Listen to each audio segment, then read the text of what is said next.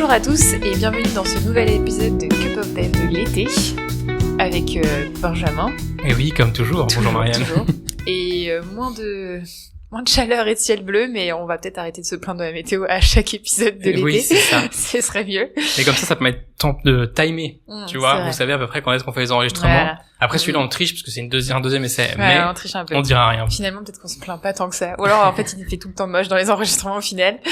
Mais quand même de l'été, donc des épisodes plus courts et plus chill. Et aujourd'hui avec Benjamin on aimerait discuter autour du mob et du pair programming. Un sujet des plus importants. Et oui. Et qui est dans notre quotidien en tant que développeur. Et des plus discutés aussi. C'est vrai. C'est ça qui est intéressant. Je pense qu'en plus chacun a un peu son propre mob et son propre pair. Ouais, ça, on a beaucoup d'avis différents, que ce soit parmi les devs, que ce soit parmi l'entourage des devs. C'est vrai. Des fois, ouais. Il y en a qui se demandent qu'est-ce qu'on fait là, tous être 5 autour d'un écran. Pourquoi ils sont tous en train de faire la même chose? C'est ça. Qu'est-ce que je suis en train de payer, moi? Ouais, c'est ça. Classique. Le classique de la méfiance autour de ça. Et alors, donc toi, Benjamin, est-ce que tu apprécies faire du pair et du mob? Est-ce que c'est quelque chose que tu fais souvent ou à de rares occasions? Eh bien, comme quelqu'un de bien relou, je vais répondre oui et non à toutes ces questions-là. Parfait. Alors oui, en soi, c'est quelque chose que j'aime beaucoup. C'est hyper important, ça permet de vrais échanges, la partage de connaissances. Il y a énormément de points très très positifs. Le truc, c'est que moi, j'ai aussi besoin de travailler dans mon coin. C'est-à-dire qu'il y a beaucoup de moments où j'ai besoin de prendre le truc, le retourner dans tous les sens. Et ça, en pair ou en mob, c'est pas super adapté. Ce qui fait que j'aime beaucoup faire du mob ou du pair, mais ça va vraiment dépendre de l'objectif plutôt. Oui. Donc c'est ça qui va me conditionner, moi, dans le mob ou dans le pair. C'est en fonction de l'objectif et du problème que j'ai à résoudre, je vais le passer par cet outil ou pas du tout. Ok. C'est ça qui conditionne vraiment. Ouais, c'est intéressant. Du coup, quand tu commences une session, tu dis, OK, l'objectif, c'est ça. Essayons de remplir ça ensemble. Ouais. Et une fois que c'est fait, c'est fini, quoi. Ouais, c'est ça. En général, c'est, on a une nouvelle feature qui va arriver, on a une architecture, un choix d'architecture. On va essayer de la tester en mob ou en pair. Ça permet de faire en sorte que, le choix qui va être pris sera validé par tout le monde. On sera tous là, on ira tous discuter. On est conscient. Si jamais c'est un petit peu difficile, ça permet aussi à tout le monde de prendre vraiment en main cette architecture ou ce choix technique en fait. Et pour ces passages-là, je trouve ça hyper cool parce que ça permet un vrai partage de connaissances, une vraie prise de décision, par équipe, par l'équipe. Et ça, c'est hyper cool. Et dans ce cadre-là, moi j'aime beaucoup et j'utilise vraiment énormément, j'en abuse beaucoup dans ce cadre-là très précis. Parce que ça permet tout ce que je viens de citer et ça c'est le plus important. Ok, ouais, je vois. Mais c'est vrai que moi aussi, quand je faisais beaucoup de mobs, souvent on imposait un peu que toute l'équipe soit là quand c'était vraiment un début d'épique un peu majeur. On s'est dit c'est important parce que ça commençait à être une grosse équipe par feature team, etc. Mais ça arrivait quand même souvent qu'on soit un peu chacun sur notre épique et que du coup on connaisse un peu moins celle des autres alors que c'est important au sein d'une même équipe. Oui, il faut que et donc on s'imposait d'être là au début pour partager la connaissance, déjà juste savoir ce nouveau composant il sert à faire ça, je comprends les enjeux et aussi derrière moi je sais que derrière ça m'aidait beaucoup pour les reviews par exemple parce que du coup j'avais été là au début donc j'ai le contexte, j'ai pas besoin de faire ce travail de me remettre dans le contexte pour faire la review. Donc c'est vrai que ça on s'imposait ça quand on avait des gros tickets ou des débuts d'épique, pas forcément où il y avait un grand changement d'architecture mais au moins là faut faire ça et c'est pareil, c'était juste le temps du début du ticket et puis après on laissait une ou deux personnes continuer de leur côté. Et après, donc j'en ai déjà parlé dans plusieurs épisodes, mais j'ai été longtemps dans une équipe où le mob c'était quasiment quotidien, même c'était quotidien. Ça, c'est et ça avait ses avantages comme ses inconvénients. Moi, j'avais quand même beaucoup apprécié parce que c'était un moment où j'avais rejoint une équipe où à la base, je faisais que du front et je voulais apprendre le back. Ça, pour l'onboarding, c'est cool. Et pour l'onboarding et pour apprendre, ça m'avait énormément aidé parce qu'en fait, tu vois les autres travailler. En plus, on essayait d'appliquer le mob, c'était moi qui prenais le clavier, donc je savais pas du tout, j'étais guidée, tout ça. Ça m'a forcé à vraiment, puis en plus, ils faisaient aussi beaucoup de tests et j'étais pas encore très à l'aise avec les tests, donc vraiment, ça m'a permis une montée en compétence assez rapide. Et je sais qu'au bout d'un moment, je leur ai dit, bon, maintenant, ok, j'ai vu plein de choses. Le problème, c'est que tu peux aussi avoir tendance dans les mobs à te laisser un peu guider et un peu oublier de réfléchir à chaque choix. Genre, je sais que ce qui me perdait le plus, c'était retrouver les fichiers dans les dossiers. C'est bête, mais moi, on me disait tout de suite, ouais, c'est dans tel dossier, et du coup, et quand je me retrouvais tout seul, j'étais là, attends, c'est où déjà? Oui, du coup, à force d'être trop guidé, ça, on a l'effet inverse. Ça pouvait avoir un effet inverse, et du coup, je sais que j'avais dit, bon, maintenant, j'essaie d'en faire un toute seule, pour appliquer tout ce que j'ai appris. Et c'était vraiment une bonne façon d'apprendre. Mais c'est vrai que ça pouvait aussi avoir un biais en plus, c'était du mob sans vraiment respecter les règles du mob. Ouais. Et du coup, parfois, c'était plus usant qu'autre chose. Tu savais pas qui était vraiment là. On était tous connectés au Meet, mais en vrai, il y en avait que 3 vraiment qui travaillaient sur le ticket. Donc bon, ça avait des fois, ça pouvait partir en cacahuètes, ce sont les termes. Et au bout d'un moment, c'était un peu fait. Au bout d'un moment, j'ai quand même tenu 2 ans, et au bout de 2 ans, ça m'a fatigué quand même. 2 ans de mob presque quotidien. Ouais, quasiment. Moi, je pourrais pas. Ou alors de pair.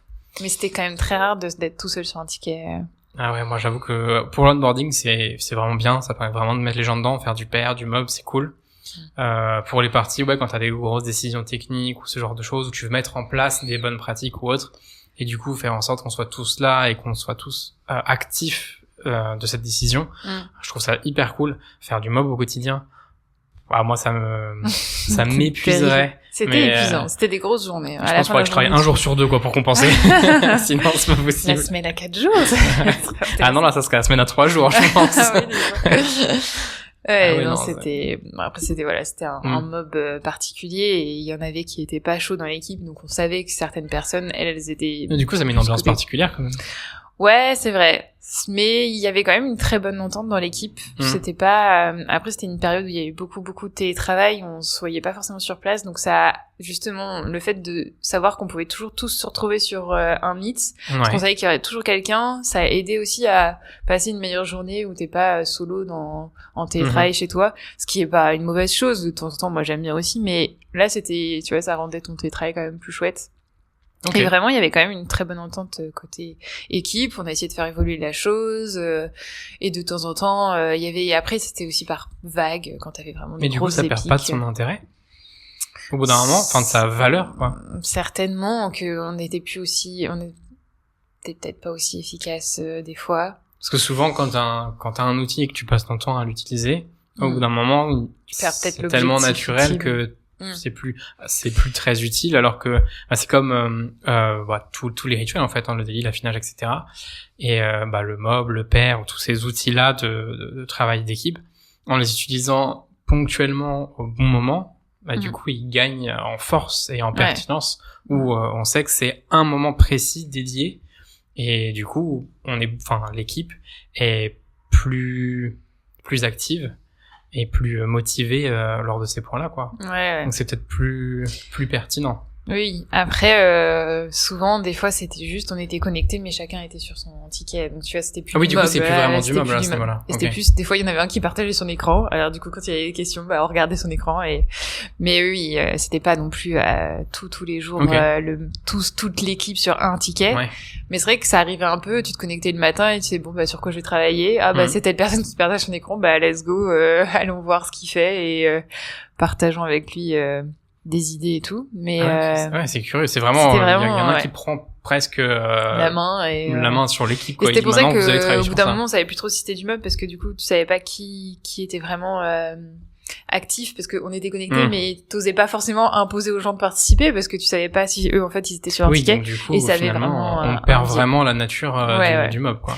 Donc c'est peut-être pas le meilleur exemple, parce que du coup on était peut-être plus vraiment dans du mob. Ça partait d'un mob à la base, et au final ça s'est un peu dénaturé en travail d'équipe. Mais ça a quand même bien, ça marchait quand même bien, on avançait quand même sur et ça permettait vraiment de connaître tous les scopes de l'équipe, quoi.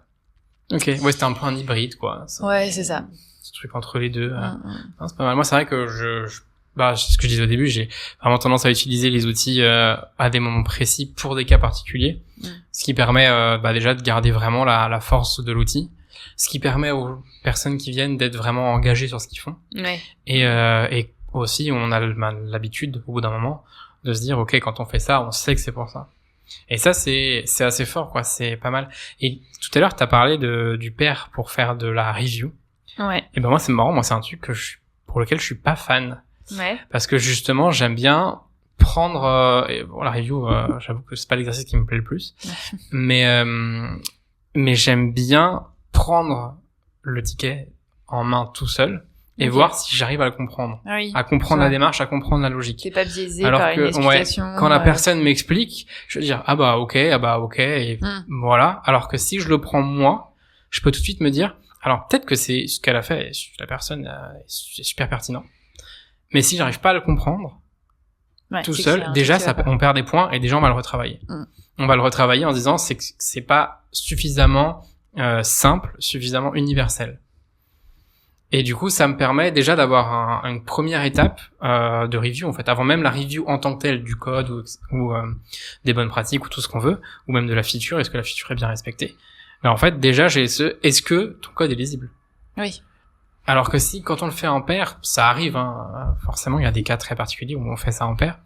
Mais en général, je l'ai tout de suite, les premières fois où je l'ai fait, je me suis dit, non, c'est pas... Enfin, pour moi en tout cas, c'est pas une bonne pratique parce que je vais du coup être vraiment biaisé et dire ok, j'ai compris, tu me l'as expliqué, donc merci, au revoir.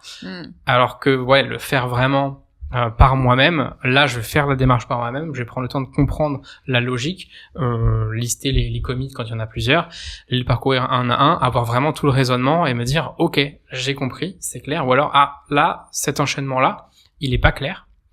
Je pense que ça mériterait d'en discuter. Et des fois, ça permet d'avoir des retours qui sont même pas liés au code final. Enfin, au code final, mais je veux dire, c'est pas directement à la feature qui va être livrée ou à une bonne pratique, mais plus à la logique générale de se dire, attends, ça fonctionne, c'est cool, mais je pense que là, moi, j'ai compris, mais c'était pas forcément évident.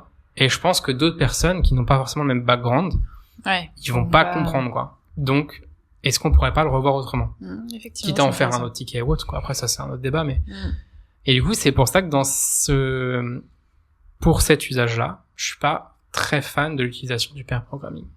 Et encore une fois, ça n'engage que moi, hein. C'est une constatation très personnelle. C'est important de pas être biaisé quand tu regardes du code. C'est aussi important d'avoir le point de vue de quelqu'un qui n'y a pas du tout touché et qui découvrirait, Mais du coup, je trouve que ta review, du coup, elle est plus longue. Elle est plus exigeante, elle est plus longue. Mais ça fait partie du job. Bon, après, t'as pas toujours des tickets, les tickets qui font plusieurs centaines de lignes, c'est pas tous les jours, hein. Non. Je veux dire, t'as quand même régulièrement des tickets qui vont assez vite, même si tu connais pas, quoi. C'est sûr. Tu peux valider. Donc, ça permet de temporiser. Et puis, normalement, dans une équipe, alors, quand t'es dans une équipe où on est 2, 3, en général, tu passes presque sur toutes les reviews, mais à partir de 4, en général, on peut se partager un peu la tâche, quoi.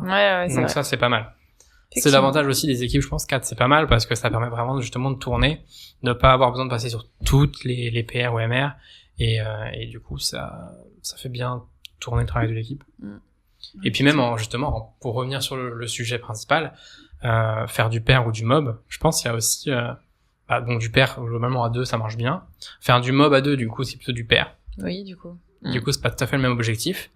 Et par contre, 4, c'est pas mal. Je trouve que ça donne une bonne dynamique, déjà, tous tes rôles sont remplis, Parce qu'après, quand c'est trop, il y a forcément les gens, surtout à distance, qui vont être un peu fantômes. Ils sont pas forcément là. Bon, des fois, même à 4, hein, mais dès qu'on est un peu plus. Et des fois, à moins, justement, t'as moins d'échanges. Ah oui, tu penses? Ouais. On perd quand même. On perd un peu, du pair. Mais ça, c'est une question à laquelle j'ai pas la réponse, mais je me dis que des fois, pour certains points, c'est mieux de travailler un peu entre du pair et du mob, mais à plus que 2, pour vraiment avoir une réflexion commune. Suffisamment l'intelligence collective, quoi. Oui, c'est sûr. Et je pense qu'à l'intelligence collective, il vaut mieux être au moins 3-4, quoi.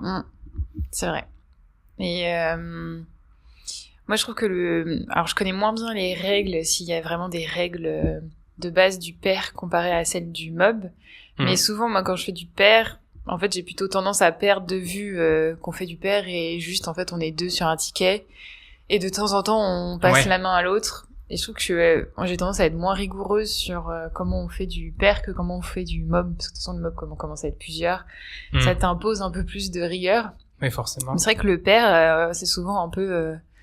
des fois, je peux partager mon écran toute la journée et c'était du pair, alors que bon, je pense que dans les règles de l'art... c'est dur du coup, parce que même à suivre... c'est fatigant, ouais.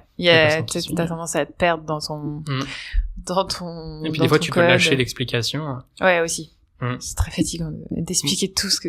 d'écrire en même temps. J'ai beaucoup utilisé le pair pour l'apprentissage surtout. Ouais. Donc la montée en compétences, enfin dans les deux sens, hein. Moi je l'ai beaucoup utilisé avec un technique transverse qui m'a appris beaucoup de choses, et du coup on faisait du pair ensemble où il me montrait des façons de l'archi, des façons de coder, etc., des bonnes pratiques qui étaient top. Ça m'a permis de vraiment monter en compétences. Donc c'est vraiment du pair où il me donnait des exemples que j'ai pu réappliquer après. Donc au début, pendant qu'on faisait le pair, il codait, il me montrait, il m'expliquait tout ce qu'il faisait. Ouais. Moi j'ai pu l'appliquer ensuite sur un ticket qu'il a pu review pour voir si j'avais bien compris, qu'on voyait ensemble. Donc ça donne toute une démarche d'apprentissage qui était vraiment top.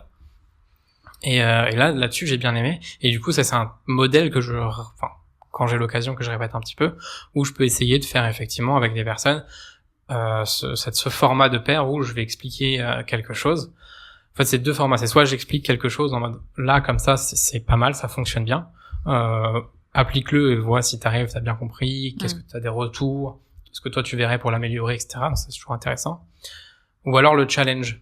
Je vais donner quelque chose, voir comment la personne réagit et en fonction apprendre des 2 côtés forcément, et puis essayer d'orienter, guider, etc. Ça c'est plus le pair que j'aime bien. C'est vraiment un côté apprentissage pur, quoi. Oui, c'est intéressant de voir comme ça. Oui, parce que ça peut être très vite exigeant quand t'expliques tout ce que tu fais, tu présentes à quelqu'un, ou alors quand l'autre prend l'écran et que tu dois lui expliquer non là, faut que tu l'écrives comme ça, machin, parce que si, ça c'est. Oui. Ouais, du coup mais c'est pour ça qu'en général c'est plus court. Donc Ouais. tu fais pas ça toute la journée, c'est pas possible.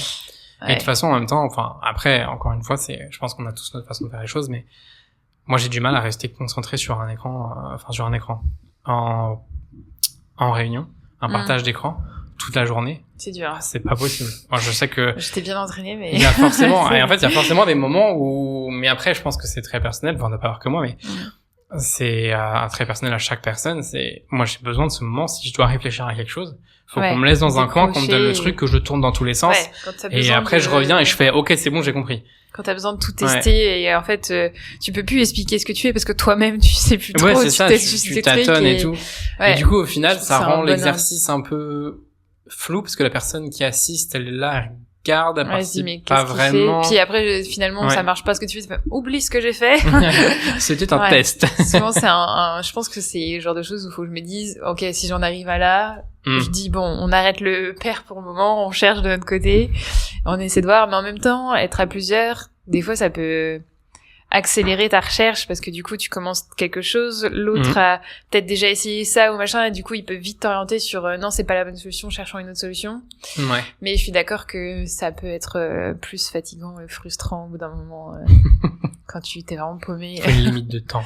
C'est ça. Bah en fait c'est ça. Hein. Puis d'ailleurs je pense que c'est une règle de base du mob, donc je pense que c'est une règle de base du pair, mais limiter dans le temps, faire tourner, faire des pauses. Souvent, oui, les pauses, ça c'est négligé, mais ça c'est beaucoup de choses. Hein. C'est terrible entre un mob où tu fais des pauses et un mob où tu fais pas de pauses, tu vois vraiment la différence. Moi c'est le truc que j'impose de plus en plus maintenant. C'est faire des pauses à un moment, je dis ok, fais un break. Ouais. Et c'est totalement, c'est accepté. Et je sais que nous aussi on en avait un, c'était le responsable pause et ça faisait du bien, il était là. Ah, c'est pas mal. Il était là. Moi t'as pas besoin d'y penser à un moment. C'est la pause. Ouais, c'est ça. C'est pas mal. Tu savais qu'il était toujours là et presque après, même quand il était pas, tu fais il dirait ça, il faut aller en pause. Donc du coup, c'est pas mal. Mais c'est trop vite on oublie les pauses. Ah ça. Je pense que ça fait beaucoup de points sur lesquels on vient de discuter. Oui, je pense qu'on peut se dire qu'on a fait un petit tour rapide. Ouais, moi je pense que c'est important à retenir, c'est un cadre. Un cadre, c'est ça, qui est adapté aux gens. Pourquoi est-ce qu'on est là et combien de temps est-ce qu'on travaille. Un objectif de mom Un ou de père. l'objectif. Et si on commence à plus savoir ce qu'on fait, il faut arrêter le père. Sinon, c'est fatigant pour tout le monde. Si vous ne savez plus pourquoi vous êtes là, arrêtez, partez, c'est stop. Changer de métier. C'est un petit peu. Eh ben... Sur ces bonnes paroles, merci voilà, Marie. merci Benjamin. Et puis à très vite pour un nouvel épisode. À très vite. Ciao.